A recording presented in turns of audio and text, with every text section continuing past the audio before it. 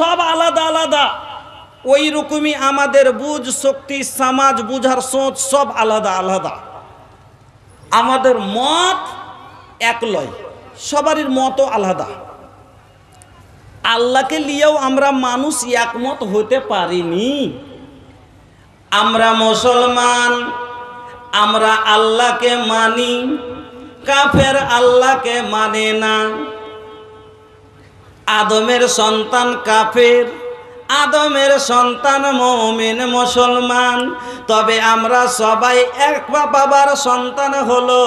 আমরা এখানে দুমত, আমরা আল্লাহকে মানি, কাফের আল্লাহকে মানে না। এবার নবীকে নিয়েও আমরা একমত হইনি, আমাদের মন মানসিকতা আলাদা। আমরা বলি মুহাম্মাদুর রাসূলুল্লাহ,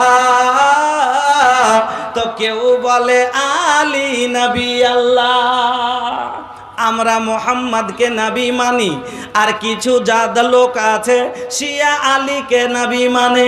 আমরা কোরআনকে বিশ্বাস করি, আমরা যেই কোরআন আলাল এলান বলে লা রাইবা ফি, এই কিতাবে কোনো সন্দেহ নাই, এই কোরআনের মধ্যে কোনো সন্দেহ নাই। আর এই কোরআনের মধ্যে আপনার আমার ভারতের মধ্যেকার একজন ব্যক্তি, এই কিছুদিন পূর্বে আপনারা নাম শুনলেন ওয়াসিম রিজভী, ওই শয়তান নাহানজার বলে যে এই কোরআনের মধ্যে 26টি আয়াত ভুল লেখা আছে। তো কোরআন লিয়াও একমত হতে পারেনি।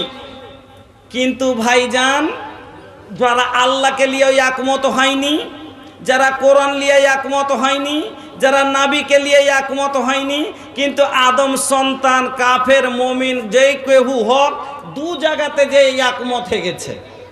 এক নাম্বার হলো মরণে মত। এই মত নিয়ে কাউরির দু মত নাই, সবারই একই মত আছে না নেই? কাফেরও বলবে মরবো, যেমন আপনি আমি বলি মরতে হবে, কাফেরও বলবে মরবো। এমন কি একটা যদি আপনি 2.5-3 বছরের বাচ্চাকে, যে নিজের জীবন বলে কিচ্ছু বুঝেনি, তাকে একটা যদি ঠাস করে চড় মারেন, সেও কান্দে, কি বলে ওকে মাগে মরে কেন, মাগে মরে কেন, কেন ওরও বিশ্বাস যে মরে যাব। একটা ছোট বাচ্চার পেট ব্যথা হয়, কান্না করবে, কি বলে ওকে মাগে মরে কেন, ওরও বিশ্বাস মত। যার জীবন বলে স্মরণ হয়নি, তারও মত ইয়াকিন হয়ে গেছে। তো এক মত হলো মতে, আর একটা মত হলো সবারই এক মত, কি যে আমরা দুনিয়াতে সবাই সুখে জীবন কাটতে চাই, চাই না চাই না? সুখে জীবন কাটতে চাই। আর এই জন্য আমরা মানুষ কি করি, অনেক রকমের কর্ম করি। কেউ ডাক্তারি করে, কেউ মাস্টারি করে, কেউ ব্যারিস্টারি করে, কেউ চাকরি করে, কেউ চাকরি করে, কেউ কৃষক খেতি করে, কেউ গরু পোষে, অনেক রকমের ব্যবসা বাণিজ্য করে। আর টাকা কেমন করে আমার ব্যবসায় লাভ হবে ও ফিকির করে। এক দোকানদার কেমন করে ওর দোকানে লাভ হবে ওর ফিকির ও করে। এক স্বর্ণকার ওর সোনা কি করে বেশি বিক্রি হবে ওর ফিকির ও করে। এক দর্জি ওর কাপড় কীরকম সুন্দর সিলালে বেশি কাজ আসবে তার ফিকির ও করে। এমনকি মানুষ নিজের জীবনের সুখের জন্য করে কি, হালাল কর্ম করতে করতে হারাম কর্ম শুরু করে দেয়। করে না? করে না? সবাই জানে যে সুদের টাকা হারাম, সবাই জানে না? জানে না? সবাই জানে সুদের টাকা হারাম। তবে তারপরও মুসলমান সুদে টাকা লাগায়। কেন লাগায়? সুখ চাই। কেন লাগায়? বাড়ি চাই। কেন লাগায়? গাড়ি চাই। কেন লাগায়? আনন্দ চাই, সুখের জীবনের লেগে মানুষ কি করে, শান্তিতে জীবন কাটার জন্য। কিন্তু বাবা, টাকা হলেই শান্তিতে জীবন কাটে না। শুধু টাকা হয়ে গেলেই যে মানুষের জীবন শান্তিতে কাটে, সুখে কাটে, কাটে না।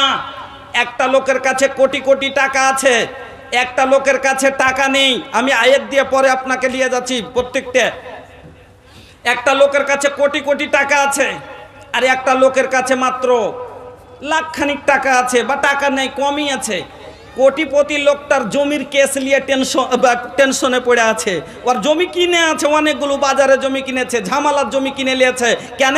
টাকা আছে আছে দেখে নেব, টাকা আছে দেখে নেব, গাড়ি চালাতে রোডে চলছে, রোডে কাকে অ্যাক্সিডেন্ট করে ওর কেস চলছে, এইরকম কেস, আজ অমুক জমিলিয়ে ঝামেলা, রাতে শুয়ে লোকটাকে ঘুম শান্তিতে আসলে হয় না। আর তা এদিকে এই কট দিচ্ছে, এই কটে দিচ্ছে টোল ট্যাক্সের ওখানকার জমি খেন এতদিন হয়ে গেল, রেজিস্ট্রিও হয়নি, ঝামেলাটা মিটে না, কি যে ঘটা যায় এইখানটা হইল, এদিকে এই কট দিলে, এই কট দিয়েছে তো কইছে গাড়ি খান থানাতে যাওয়া 1.5 মাস হয়ে গেল, কতদিনে যাও 12 এই করতে করতে ওর ফজর চলে এলো, ঘুম আসে না। আর একটা লোক টাকা নাই, গাড়িও নাই, টাকা নাই, জমিও নাই, টাকা নাই, ঝামেলা নাই, যেমন ফারিয়াসারের নামাজ পড়ার পরে বিছানায় গেছে আল্লাহুম্মা বিইসমিকা আমুতু আহিয়া পড়ার পরে বালিশে যেমনই মাথা রাখা, একবারে লম্বা ঘুম চলে এসেছে, বেরেনে কোনো টেনশন নাই, ফিকির নাই। আমার বন্ধুরা, স্ত্রীটা কইছে সেতাবের আব্বাজি শুইতে গেলে নাকি দুধ খান খাইয়ালেও, আর কোনটা সেতাবের বাপ কইছে টাম লম্বা টানে ঘুমাইছে, কেন ওর বেরেনে কোনো টেনশন নাই। তো টাকা হয়ে গেলেই মানুষ সুখে থাকে না, মানুষ টাকা হলেই সুখে থাকে না। আমার বন্ধুরা, আল্লাহ রাব্বুল আলামিন বলছেন তুই সুখ চাইস দুনিয়াতে, সুখে জিন্দেগি কাটতে চাইস, তো শোন এই কথাগুলো আপনারাকে ভালো করে শোনেন।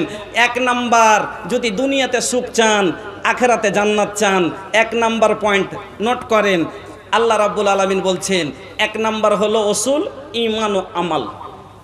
ঈমান আনার পরে, এই যে একটু আগে মৌলানা বলছিলেন, উনি শুধু একটা আয়াতেরই করেছেন, আমি একটু আগে বাড়বো ইনশাল্লাহ। 1 নাম্বার হলো ঈমান ও আমাল। সূরা নাহাল আল্লাহ রাব্বুল আলামিন বলছেন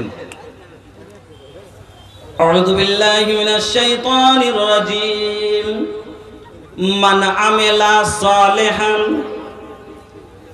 মান মানে কোন, আমেলা মানে আমল করনে ওয়ালা, যেই ব্যক্তি আমল করলো, মান আমেলা যে ব্যক্তি আমল করলো, সালেহান নেক আমল, নিজের ভাষায় শুনেন বেশি বুঝবেন। মান আমেলা সালেহান, আল্লাহ বলছেন যেই ব্যক্তি নেক আমল করলো, মিন যাকারিউ আও উনসা, সে মহিলার মধ্যে কে হোক বা পুরুষের মধ্যে কে হোক, আমল করনেওয়ালা মায়া লোক হোক বা মদ লোক হোক, যেই কোনো মানুষ নেক আমল করবে ঈমান আনার পরে, আল্লাহ বলছেন ওহুয়া মুমিনুন, আর ওই ব্যক্তিটা হলো মুমিন, ঈমানওয়ালা বা ঈমানওয়ালি। আর ঈমান কিসের উপরে হওয়া দরকার আপনারা জানেন, বিশ্বনবী আপনাদের শুনিয়ে দিয়েছেন কিসের উপরে আমল। ঈমান আনতে হবে, আমানতু বিল্লাহি ওয়া মালাইকাতিহি ওয়া কুতুবিহি ওয়া রাসূলিহি ওয়াল ইয়াউমিল আখির ওয়াল কদরি খাইরিহি ওয়া শাররিহি মিনাল্লাহি তাআলা ওয়াল বাস বাদাল মাউত।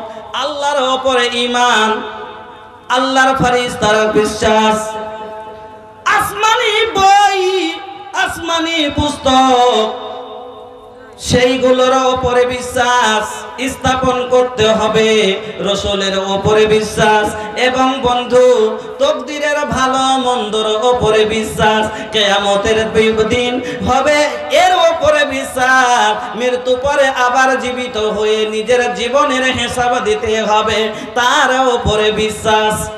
আলহামদুলিল্লাহ, আমাদের আল্লাহর উপরে ইয়াকিন আছে, আল্লাহ আমাদের রব, আল্লাহ আমাদের সব।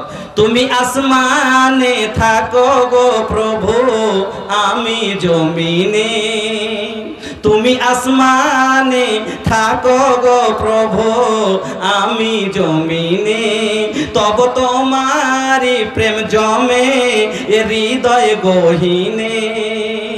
তুমি, আমি তোমারি গোলাম গো, অন্য কারণা, আমি তোমারি, আমরা তোমারি গোলাম গো, অন্য কারণা। আলিমুল গায়েব তুমি মালিক রব্বানা, আলিমুল গায়েব তুমি মালিক রব্বানা। আলহামদুলিল্লাহ, আল্লাহর উপর আমাদের ইয়াকিন বিশ্বাস আছে। কিয়ামত আমরা কোরআনও মেনেছি, আসমানি বইয়ের ওপরে ঈমান এনেছি আলহামদুলিল্লাহ, রাসূলের ওপরে ঈমান এনেছি, সব প্রত্যেকটা আমরা মেনেছি। শুধু একটা জিনিসে একটু আমরা কিন্তু দুর্বল আছি, কি জানেন? একটা জিনিসে দুর্বল, কিসের ওপরে?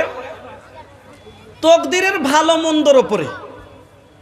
এখনো এই জিনিসটার ওপরে অনেক মানুষের আকীদা দুর্বল আছে অনেকটা। না হলে গায়ের গলাতে কেউ জুতা লটকায়। আমি বাস্তবটা তুলে ধরি, যেটা সমাজে বুড়াই হচ্ছে, ওই বাস্তব কথাটা তুলে ধরি। ওকে ইউটিউবারেরা করে কি জানেন? কাইটা কুইটা ছাইটা ওকে ভালো খানটাকে।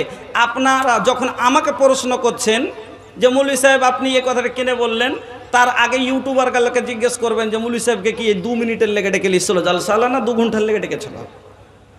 তো 2 ঘন্টা যে মৌলভীটা ওয়াজ করলো, তো 2 ঘন্টা গেল কোনঠে? 2 মিনিট কেন তোর চ্যানেল থেকে এলো?